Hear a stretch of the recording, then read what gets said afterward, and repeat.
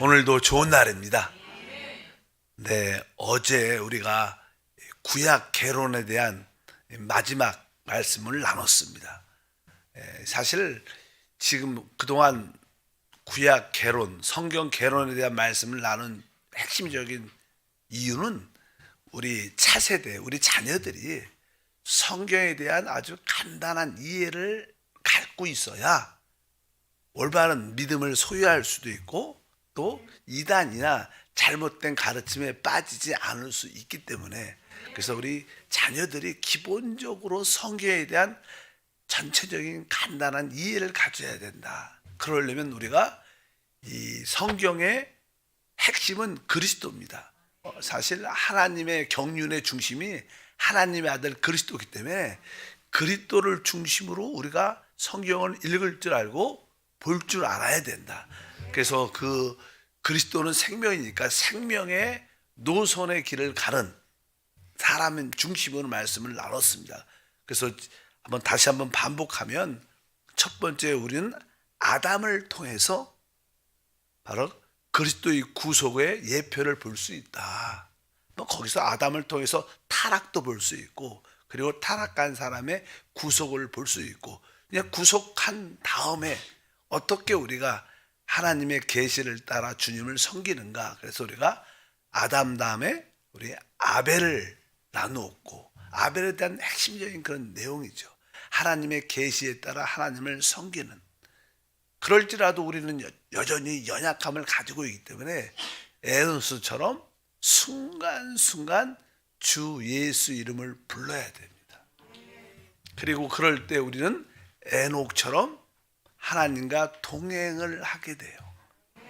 하나님과 이렇게 동행을 하다면 우리가 노아가, 영적인 노아가 돼서 하나님의 구원의 방주를 건축하는 일에 참여하게 되고 새로운 시대를 가져오는 그런 가운데, 성경은 아브라함을 통해서 어떻게 하나님께 부름을 받았고 믿음으로 살고 믿음으로 행하는 그런 모습을 볼 수 있고, 또 은혜로 상속받는, 은혜를 상속받는 이삭에 대한, 그 다음에 또 변화를 의미하는, 그리고 바로 이렇게 변화가 되는 그런 과정의 야곱의 하나님. 결국 우리가 이러한 세 가지 믿음과 은혜와 변화를 가질 때 우리 모두는 요셉이 돼서 하나님의 총리로 모든 것을 다스리는 그러한 삶을 갖게 될 것이다. 그러면서 이제, 그것은 개인적인 신앙의 요소였지만 이제 단체적으로 이제 구속받는 그러한 이스라엘 백성을 우리가 알기 위해서는 바로 우리가 모세, 그 다음에 누구나 공부했죠. 그 다음에 모세 하면 당연하게 우리가 하나님을 섬겼던 제사장이었던 엘리에 대해서, 아니 우리가 아론에 대해서, 모세와 아론을 알아야 되죠. 그 아론에 대한 어떻게 하나님께 섬기는가에 대해서, 그 다음에 이제 여호수아를 통해서 이제 축복의 땅에 들어가게 됩니다. 여호수아에 대한 이해를 갖고 있고 간단하게, 그 다음에 사사 시대가 시작돼요. 사사 시대가 시작돼서 이제 이스라엘 백성들이 영적으로 이렇게 타락할 때마다 아주 고통 가운데 있게 되고, 하나님께 부르짖을 때마다 하나님께서 그 당시에 왕이 없으니까 사사 지도자를 보내서 그들을 구원케 하는 그러한 내용들이 기록되어 있다가, 이제 사사 시대 뒷부분에 보면 바로 하나님께서 하나님의 뜻을 이루는 과정, 제사장의 타락을 보게 되죠. 그래서 엘리 제사장의 타락을 보면서 이제 제사장 시대가 끝나는 그런 모습을 보게 됩니다.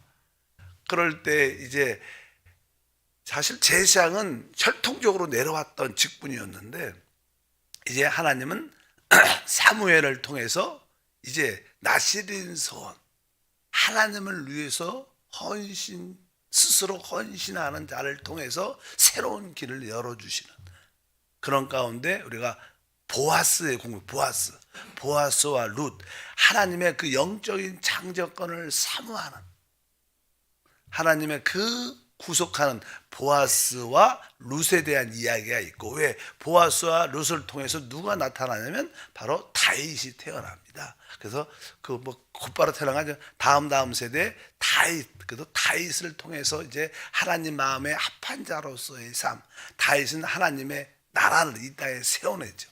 그 다윗을 통해서 이제 그가 연약함이 있었지만 하나님의 은혜로 솔로몬을 얻게 되고, 솔로몬에 대한 그런 이해를 갖고, 솔로몬은 결국 나중에는 하나님을 떠나고 우상 숭배하고 돌아오지만 이 솔로몬 이후에 나라가 분열됐죠.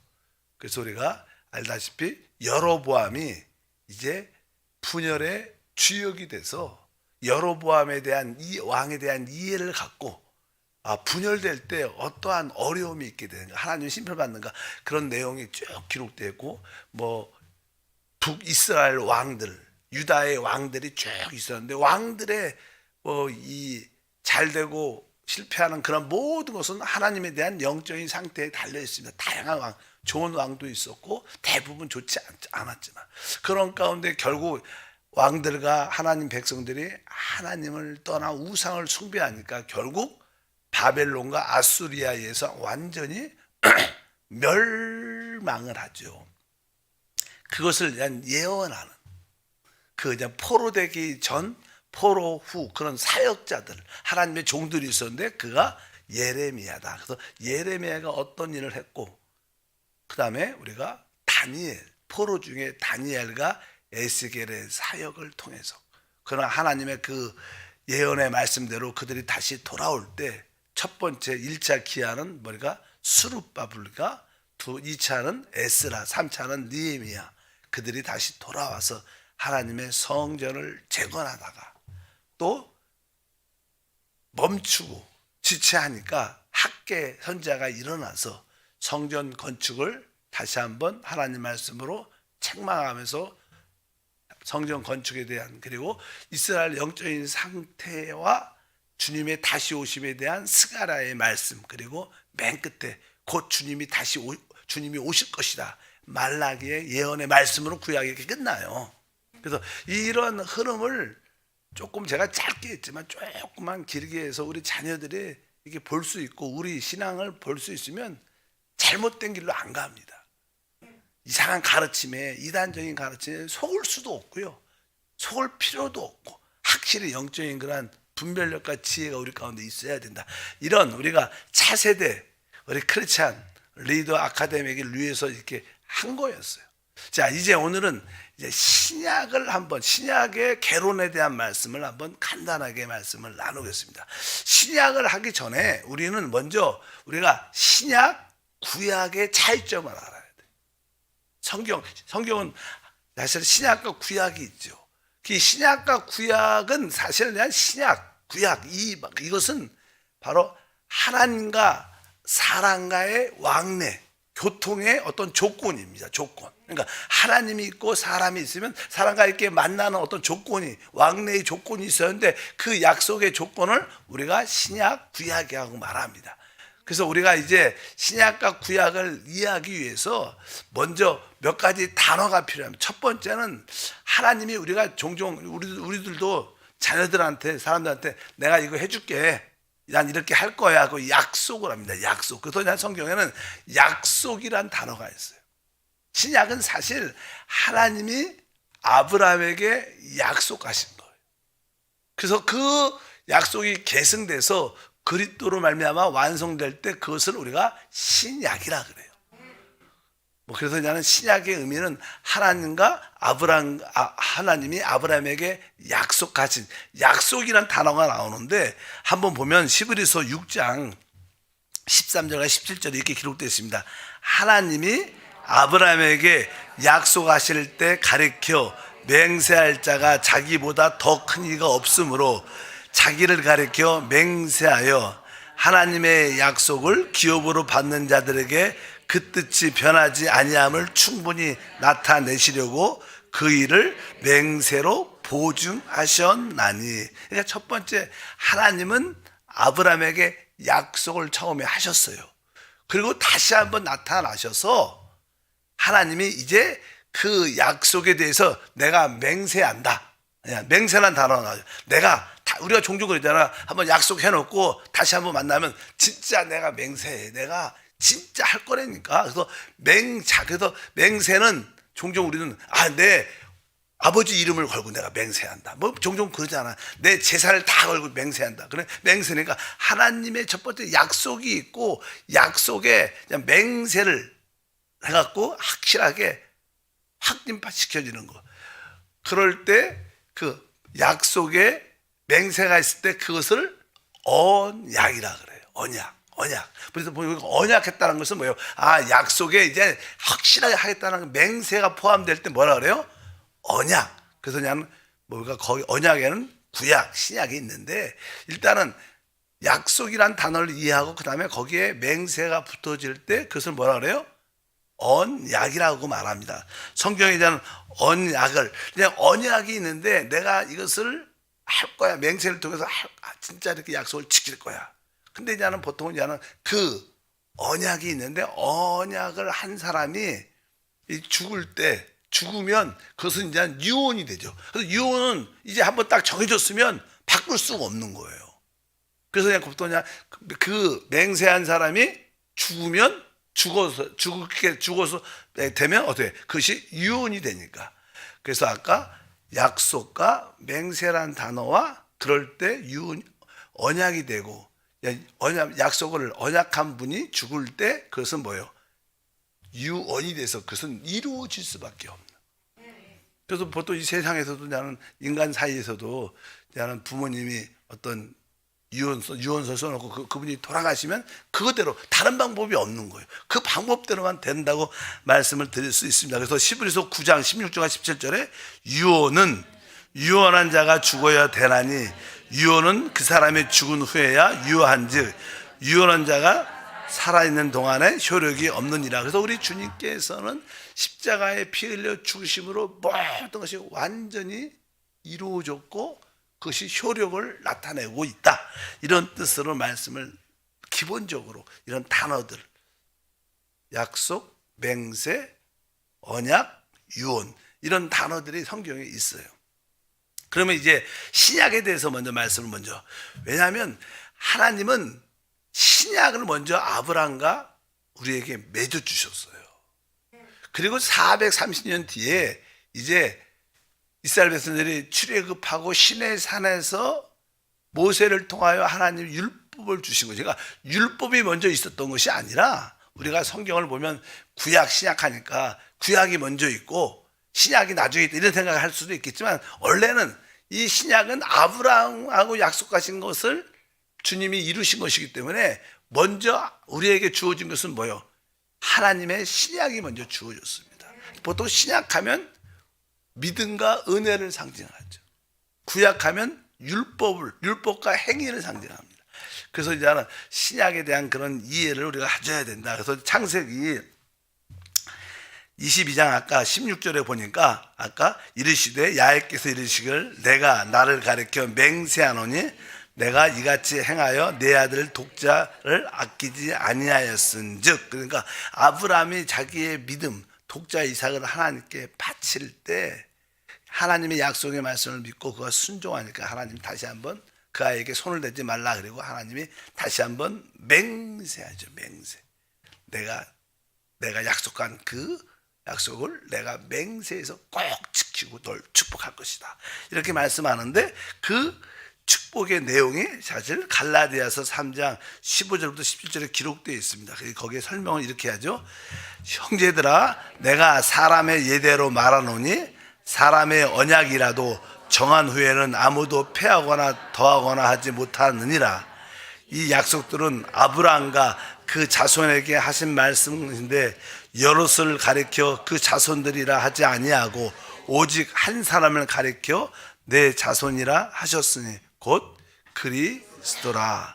내가 이것을 말하노니 하나님께서 미리 정하신 언약을 430년 전후에 생긴 율법이 폐기하지 못하고 그 약속을 헛되지 하지 못하리라. 그러니까 이것은 다른 것이 아니라 아브라함과 맺은 이 언약이 약속이 바로 우리의 신약이 되는데, 그 후에 430년 되어 있는 생긴 율법이 가입되고 도중에 들어와 있죠. 사람이 죄를 지니까.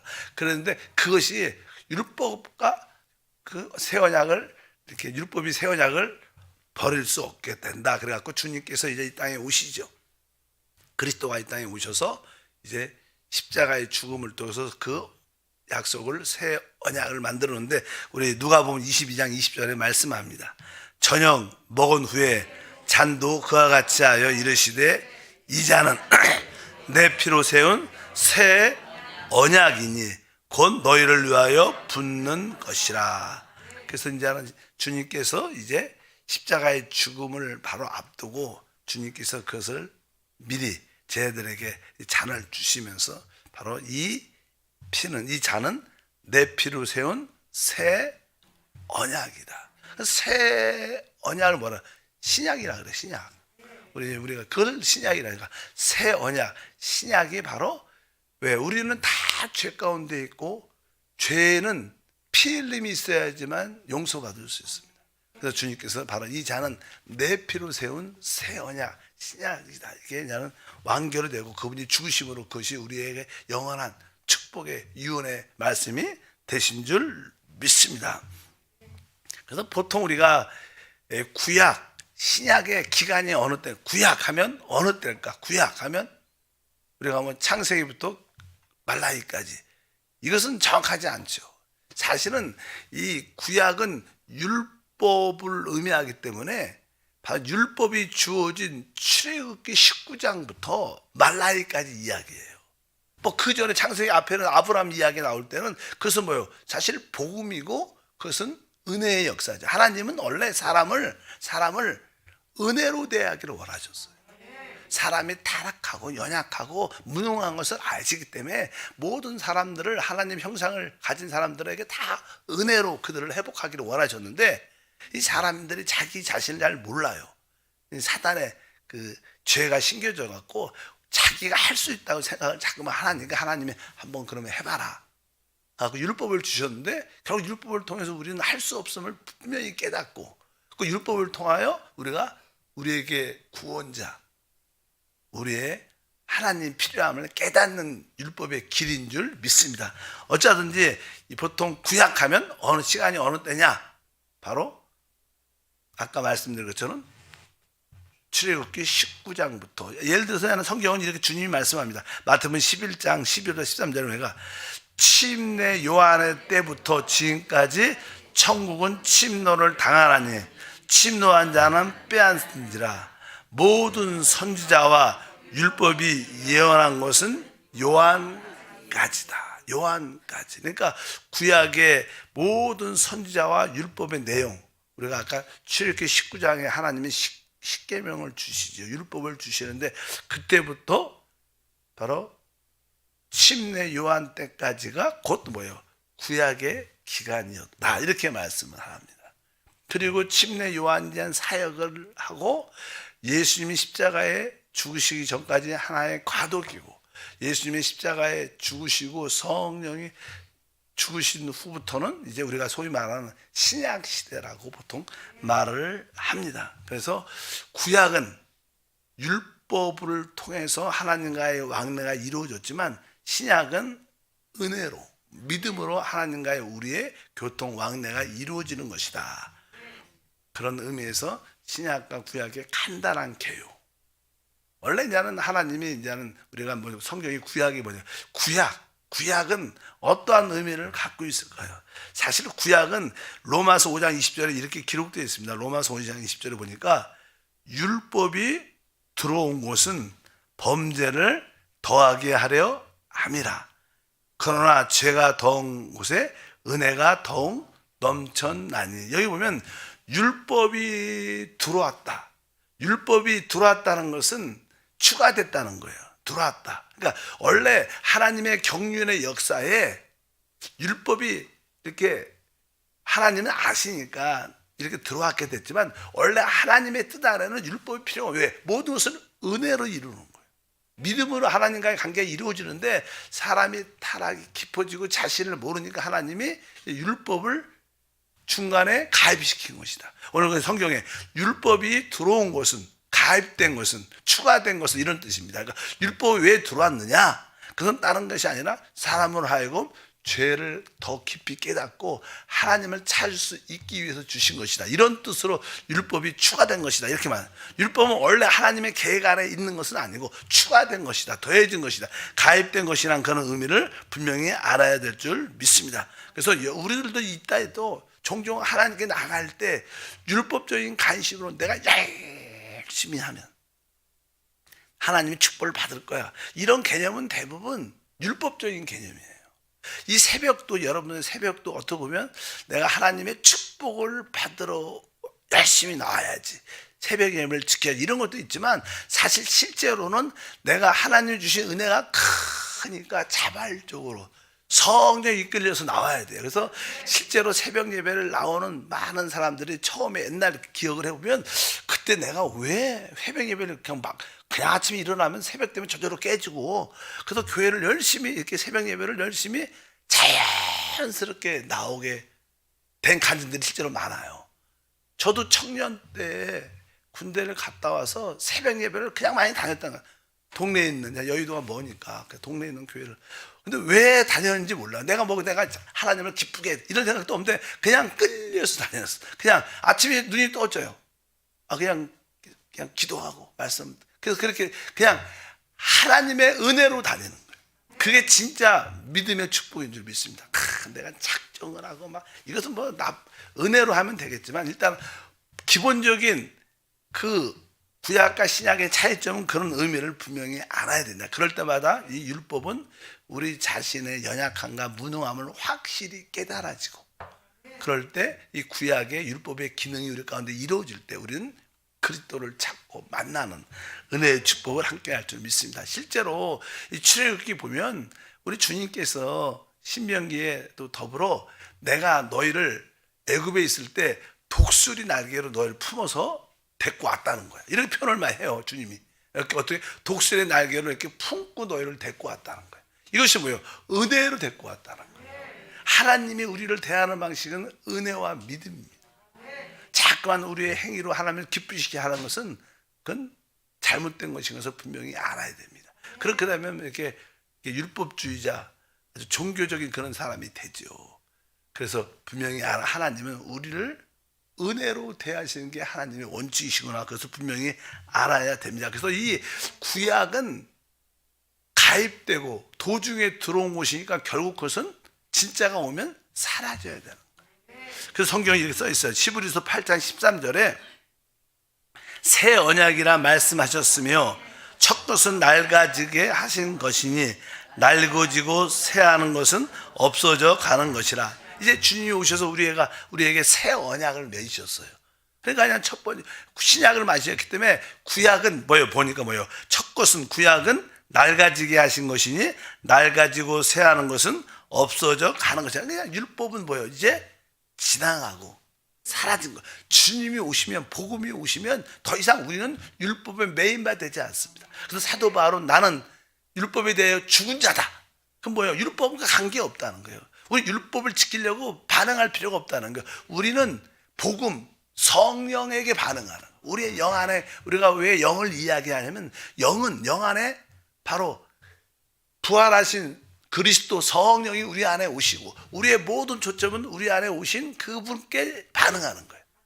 문자적으로 기록된 말씀이 내가 지켜야지가 아니라 항상 우리의 반응은 내 안에 계신 성령이시다. 이게 진짜 복음입니다. 여기에 진정한 자유와 축복이 함께할 줄 믿습니다. 고린도후서 3장 7절도 돌에 써서 새긴 죽게 하는 율법의 조문의 직분도 영광이 있어 이스라엘의 자손들은 모세의 얼굴에 없어질 영광 때문에도 그의 얼굴을 주목하지 못하였거든. 이런 뜻이에요. 그러니까 이 율법 구약은 이제 낡아지고 새하얘지고 없어지고, 모세가 율법을 받을 때 시내산에서 40일 주야로 하나님을 보니까 그 얼굴이 영광의 빛으로 충만했는데 시간이 지나니까 그 영광의 빛도 사라졌어요. 그러니까 율법의 영광의 직분도 결국 사라진다는 거예요. 그러나 이 그리스도의 영원한 성령의 직분은 영원하다, 이런 의미로 설명을 합니다. 그러니까 구약은 다 지나간 것이다. 그래서 우리가 구약의 어떠한 이해를, 율법에 대한 이해를 잘 갖고 이제 복음, 그리스도, 성령을 붙잡으면 거기에서 참된 자유와 누림을 가질 수 있다는 것을 분명히 알아야 될 줄 믿습니다. 하나님 감사합니다. 다시 한번 우리가 신약을 배우기 위해서 기본적으로 구약과 신약의 차이점을 알 수 있도록 은혜를 더하시고, 하나님께서 우리에게 주신 그 언약과 또 맹세와 약속, 유언, 이런 단어에 대한 이해를 갖고 성경을 더욱 하나님 말씀을 사모하는 우리 모두가 되게 도와주시고, 오늘도 거듭난 영 안에서 주님과 함께 기도하는 즐거운 기쁨의 시간 되게 하옵소서. 주 예수 이름으로 기도함나이다. 아멘. 하늘에 계신 우리 아버지여, 이름이 거룩히 여김을 받으시오며 나라가 임하시오며 뜻이 하늘에서 이루어진 것 같이 땅에서도 이루어지리라. 오늘 우리에게 일용할 양식을 주시옵고, 우리가 우리에게 죄 지은 자를 사하여 준 것 같이 우리의 죄를 사하여 주시옵고, 우리를 시험에 들게 하지 마시옵고 다만 악에서 구하시옵소서. 나라와 권세와 영광 아버지께 영원히 싸움나이다. 아멘.